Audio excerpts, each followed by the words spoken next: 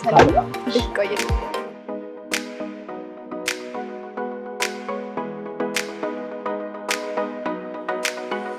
ተመልካቾቻችን አሁን የምንገኘው የዘመን ገበያ የስምሪት ቦታ ላይ ነው።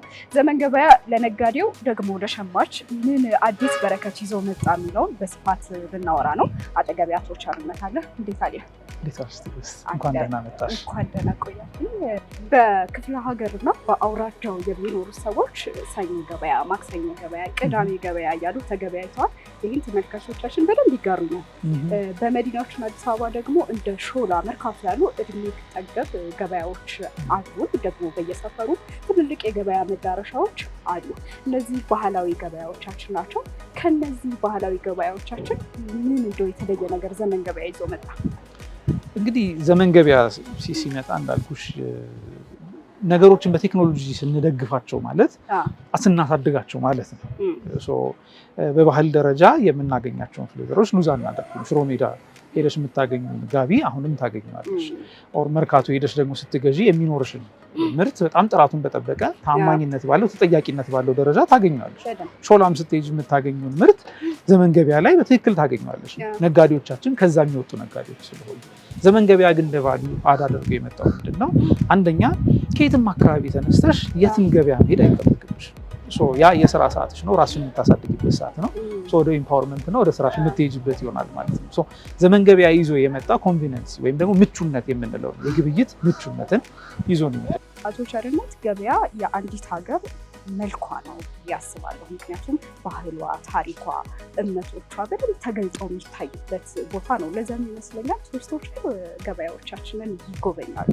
ታዲያ ይሄ መልካችንን በዓለም አቀፍ ደረጃ እንዲታይ የኢትዮጵያ ምርቶች በሌሎች ዓለማት ላይ እንዲታዩ ለማድረግ የዓለም አቀፍ የግብይት ትስስር ልክ እንደ አሊባባ፣ አሊ ኤክስፕረስ እንዳሉ የመገበያ ሂደቶች ዘመን ገበያ ለማድረግ ምን ታስባ ምን እየተሰራ ነው? በጣም ጥሩ።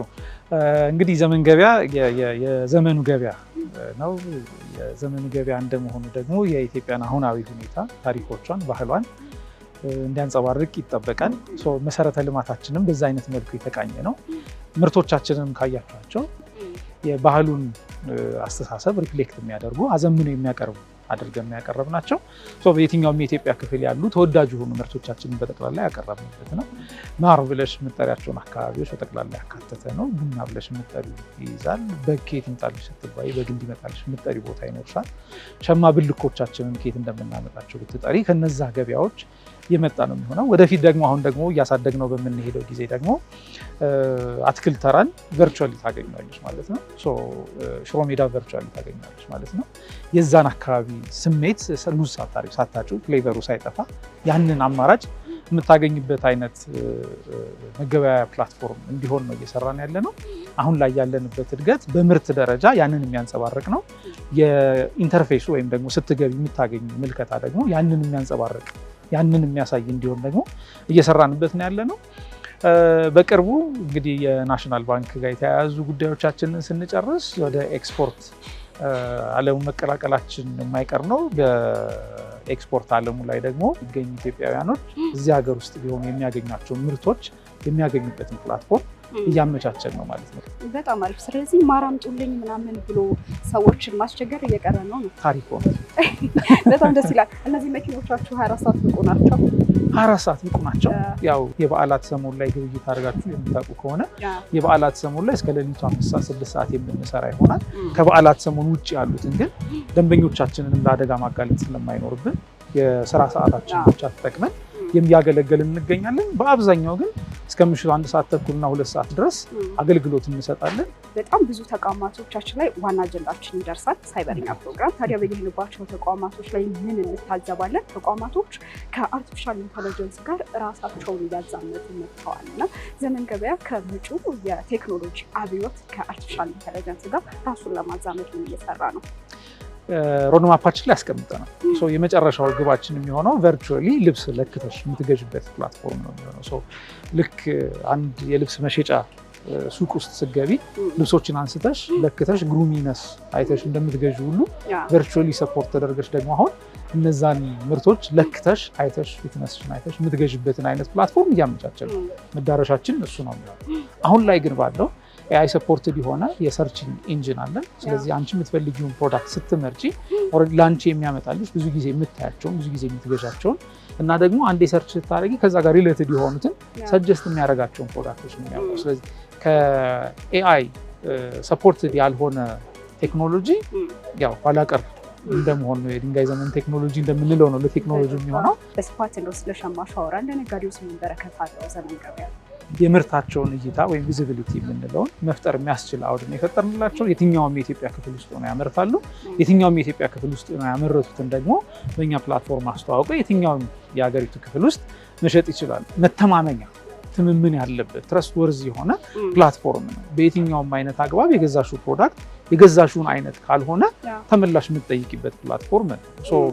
ብሬ ሄዶ ይቀራል ብለሽ የማታስቢበት ነው። ስለዚህ መጀመሪያው ይዘነው የመጣ ነው እና ዋነኛው የትምምን የመተማመን ሴናሪዮም መፍጠር ችለናል። ሁለተኛ የዋጋ ተመጣጣኝነትን ማምጣት ችለናል ብለን እናስባለን። ግብይታችን ሚስጥር እንዲሆን የምንፈልግባቸው አጋጣሚዎች አሉ። የተገበያየንባቸው ነገሮች ሌላ አካል እንዲያውቅብን የምንፈልግባቸው ጊዜያቶች አሉ። ታዲያ ዘመን ገበያ ሚስጥራችንን እስከምን ድረስ ይጠብቀዋል የሚለውን ደግሞ ከሌሎች የክፍሉ ባለሙያዎች ጋር ቆይታ እናደርጋለን። ለሰጠህን ጊዜ ከልብ አድርገን እናመሰግናለን። ስለጎበኛችሁን በጣም እናመሰግናለን።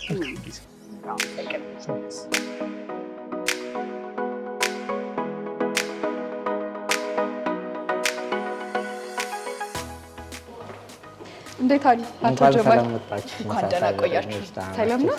አለ ደህና ነን በጣም እንኳን ደህና መጣችሁ። ኢትዮ ቴሌኮም ይሄ አዲሱ ቢሮ ነው። ሳሳይ በረኛ እንኳን ሰላም መጣችሁ። እንኳን ደህና ቆየን። ጾም እንዴት ነው አቶ ጀማል? ጾም በጣም ጥሩ ነው። እንግዲህ እናንተም ጾም ጋር እኛም መሀል ላይ እንፈታለን ባይሆን ያው እንግዲህ እኩል ነው ይሄድ ነው። በጣም ጥሩ ነው ጾም።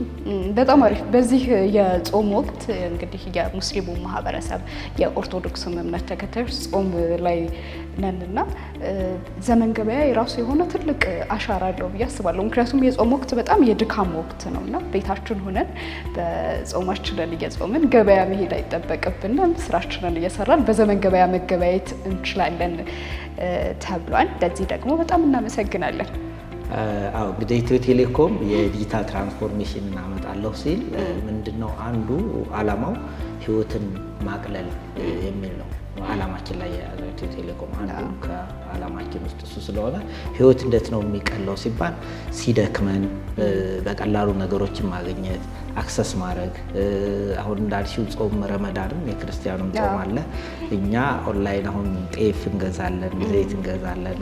ክፈልግ እያንዳንዱ አይተም ዲጂታል ሾፕ ሆኖ እንግዲህ በአሁኑ ሰዓት ድሮ እንግዲህ የሰፈሮቻችን ሱቆች መጋዘን ነው የሚያስፈልጋቸው በአሁኑ ሰዓት እና የዲጂታል ትራንስፎርሜሽኑን ተከትለው ኢትዮ ቴሌኮም እንደ ቪዥንም እንደ ራዕይም የያዘው ካታሊስት መሆን ነው።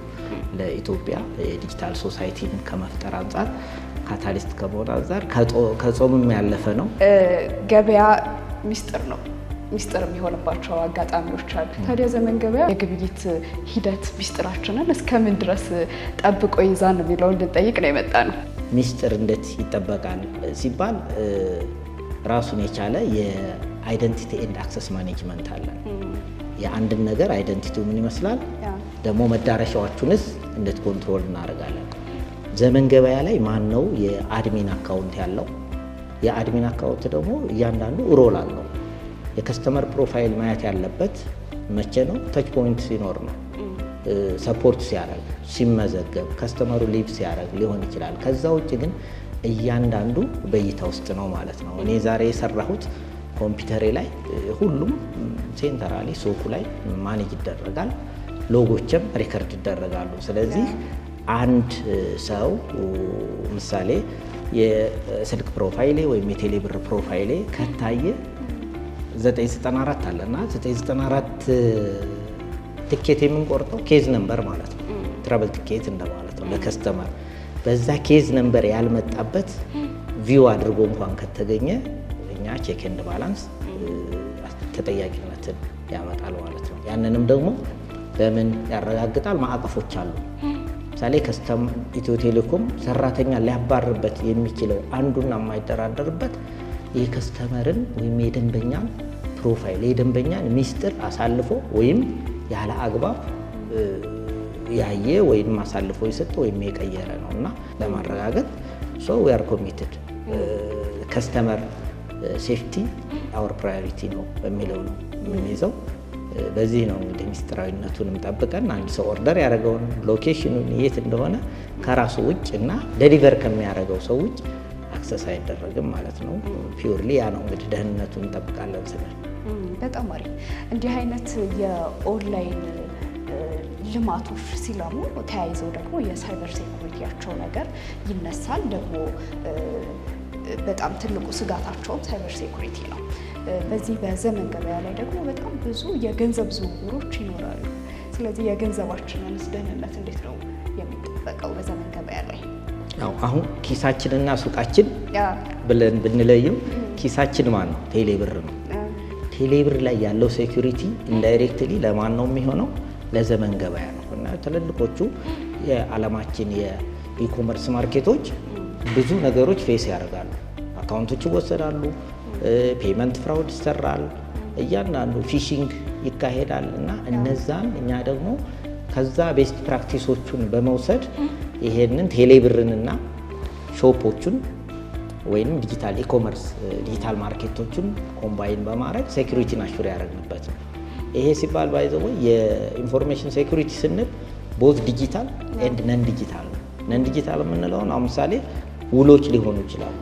አንድ የኢኮመርስ ላይ የሚሳተፍ የማርቻንት ሲመዘገብ ሴኩሪቲው ከዛ ይጀምራል። ለምን ፌክ ፕሮዳክቶች እንዳይመጡ፣ ፌክ ማርቻንት እንዳይመጣ እዛ ላይ ምን ተደርጎ ነው የአፕሩቫሉን በደንብ ደረጃውን ጠብቆ ሾፖቹ ላይ ይገባል ማለት ነው። ስለዚህ ሾፕ ላይ የገባው መጀመሪያ ሜምበር ኦፍ የፓርትነሮቻችን ማረጋገጫ ካገኘን በኋላ ነው እዛ የምናገኛቸው። ከዛ በኋላ ቅድም አይታችሁት ከሆነ የኢስክሮው ይባላል። ኢትዮ ቴሌኮም በገዢውና በሻጩ መካከል ሆኖ እኔ ከገዛሁኝ የከፈልኩትን ብር በኢስክሮው በሚባለው ሲስተም ይይዝና ሁለታችን ኔጎሼት ስንቀባበል ነው ኢትዮ ቴሌኮም ሪሊዝ የሚያደርገው ማለት ነው ያንን ክፍያ። ስለዚህ መካከል ላይ ሆነን የሲስተም አሹራንስ እየሰራን ማህበረሰቡ ቀለል አድርጎ እንዲጠቀም የምናደርግበት ነው። በጣም አሪፍ። ያው ገንዘብ አንዱ የገበያ አካል ስለሆነ ነው ያነሳሁትና አቶ ጀማል እኔ ልጅ እያለሁ ማስታውሰው ገበያ ተልኬ ብር ጠፍቶብኝ ያውቃል እና ይሄ በጣም የብዙ ልጆች ትዝታ ነው ብዬ አስባለሁኝ። እና መጪው ትውልድ በዘመን ገበያ ነው የሚገበያየው። በጣም ብዙ የዲጂታል አማራጮች አሉት። ይህ ደግሞ አንዱ የሀገራችንን የዲጂታል ጉዞ ማሳያ ነው፣ ነጸብራቅ ነው ዘመን ገበያ እና ለዛ ነው እንደው መጥተን ዘመን ገበያንማ መጎብኘት አለብን ብለን ሳይበርኛ ፕሮግራም በዋና አጀንዳው እዚህ የተገኘው። በጣም እናመሰግናለን። እኔ እንደ ሳይበር ሴኩሪቲ ዳይሬክተር የማስተላልፈው ሁሉም የዲጂታል ፕላትፎርም ተጠቃሚ ሳይበር ሃይጂን ያስፈልገናል አይደል? ለጤና አሁን ሃይጂን እንላለና ጤና ለመጠበቅ ሄልዝ ሃይጂን የሚባል እና በሳይበሩ ዓለም ደግሞ ሳይበር ሃይጂን አለ። እነዛ ሳይበር ሃይጂን ላይ የማይረሱ ነገሮች አሁን በኦንላይን ሰው በግሩፕ ቻት ላይክ ዘመን ገበያን አስመስሎ ዌብሳይት ዴቨሎፕ አድርገው ማለት ነው ፎርሙ ሁሉ ነገር ያሆኖ ሰዎች ከቴሌብር እንዲከፍሏቸው እየተደረገ በቲክቶክ በተለያየ ዲጂታል ሚዲያ ማህበረሰቡ ሊጭበረበር ይችላል። ያንን ደግሞ እንዳይሆን ሳይበር ሃይጂናችንን መጠበቅ መቻል አለብን። ይሄ ሳይበር ሃይጂን ምንድን ነው? አንደኛ ያው ቲንክ ቢፎር ዊ ክሊክ የምንለው አለ። አንድ ሊንክ ከመጫናችን በፊት በደንብ አድርገን ማየት አለብን። ያ ከሆነስ በኋላ ያም ሆኖ ደግሞ አይደንቲፋይ ሰስፒሺየስ አክቲቪቲዎች አሉ። ያ ነገር ጤነኛ ነው አይደለም። አንዳንድ ጊዜ ከዚህ ነው ከቴሌብር ነው ፕሮፋይል ለመስራት ከዘመን ባንክ ተብሎ ይደወላል። ስለዚህ ሰስፒሺየስ የሆኑ ነገሮችን በደንብ መለየት መቻል አለብን። ሌላ ደግሞ ሶፍትዌሮች ስንጠቀም አሁን ምሳሌ አንዳንድ ነገሮች ሞባይላችን ላይ ያለውን ሶፍትዌር አፕዴት ማድረግ መቻል አለብን። that is we call it keep our software up to date የሆነ ሶፍትዌር ሊኖረን ይገባል። ከዛ ባለፈ ደግሞ ኢምፕሊመንት ስትሮንግ ፓስወርድ እና ኤምኤፍኤ የምንለው አለ። ይሄን ዲጂታል ዘመን ገበያ ስንጠቀም ቴሌብር ስንጠቀም ምን ማድረግ መቻል አለብን? የይለፍ ቃላችን ጠንካራ መሆን መቻል አለበት። የልጆቻችን፣ የእህቶቻችን፣ የእናቶቻችን ወይም የስልካችን ቁጥር ፓርት መሆን የለበትም። ጠንከር ያለ ሆኖ ደግሞ ባለ ብዙ ማረጋገጫ የምንለው የመልቲ ፋክተር አውተንቲኬሽኖችን የምንከተልበት ሁኔታ አለ። ይሄ ኤምኤፍኤ የምንለው እሱን ማረጋገጥ መቻል አለብን። ኢንሲደንት ቢፈጠር ደግሞ we have to report tell to some concerned body like ኢንሳ ናሽናል ሰርት አለው ባይ ዘ ወይ ኢንሳ በደንብ